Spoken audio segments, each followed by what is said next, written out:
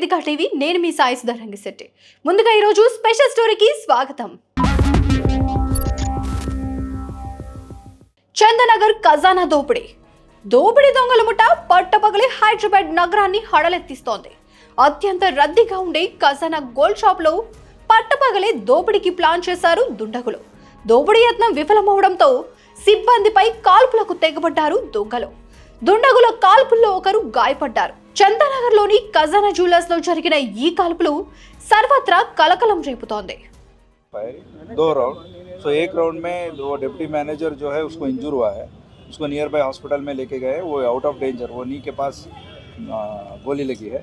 तो दूसरे जो गोली लगी वो ऊपर सेफ के पास लगा हुआ है, तो उसको भी हम जो एम्प्टी कार्ट्रिज वो सब मिले हैं, तो उसके ऊपर जानकारी हम जो भी है आगे की कार्रवाई करें.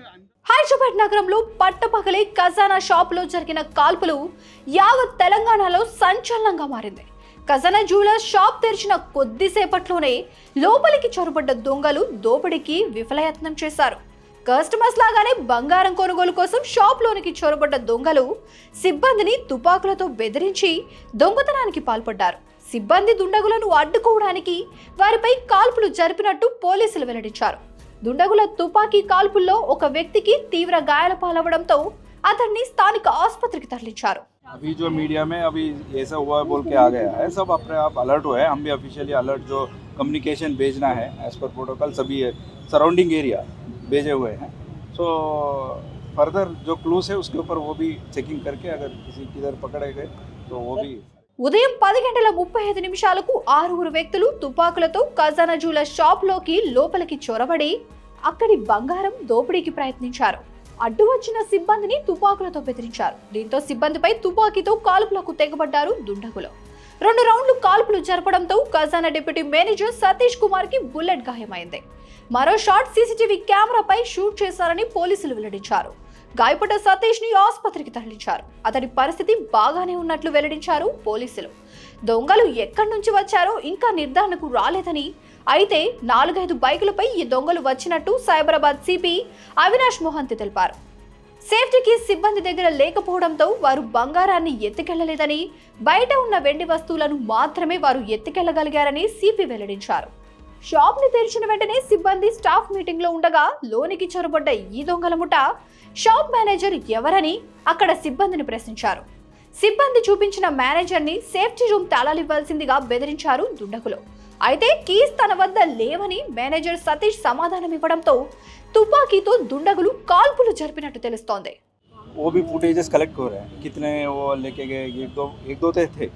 हाँ, एक फायरिंग हुआ है, एक ही में फायरिंग हुआ है, बाकी सब असली है कि सिर्फ डराने के लिए लेके, वो सब एग्जाम वो पकड़ने के बाद ही हमको पता चलता है.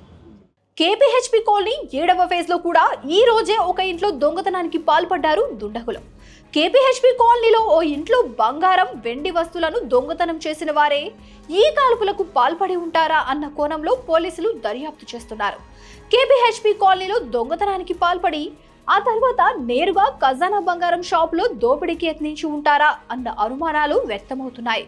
బీహార్, మహారాష్ట్రకు చెందిన దొంగలే ఈ కాల్పులకు తెగబడ్డట్టు పోలీసులు అనుమానిస్తున్నారు. దుండగుల వద్ద 3-4 తుపాకులున్నట్టు పోలీసులు అంచనా వేశారు. దోపిడీకి పాల్పడ్డ దుండగులంతా మొహాలకి మాస్కులు లేదా కర్చీఫ్లు ధరించారని, అందులో ఒక వ్యక్తి హెల్మెట్ ధరించి ఉన్నట్టు సిపి వెల్లడించారు. సీసీటీవీ ఫుటేజ్, ఇతర క్లూస్ కోసం ప్రత్యేక బృందాలను ఏర్పాటు చేసినట్టు సిపి మోహంతి తెలిపారు. గోల్డ్ మాత్రం పోలేదని, బయట ఉన్న సిల్వర్ ఐటమ్స్ ని దొంగలు ఎత్తుకెళ్లారని సిపి తెలిపారు. నగర సరిహద్దుల్లోనూ చెక్ పోస్టుల వద్ద పోలీసులను అలర్ట్ చేసినట్టు సిపి తెలిపారు. 10 బృందాలు ఏర్పాటు చేసి దుండగుల కోసం గాలింపు చేపట్టినట్టు తెలిపారు. టూ ఎర్లీ టు కమెంట్, ఇప్పుడే వీళ్ళు ఎవరని చెప్పడానికి టూ ఎర్లీ ఉంది.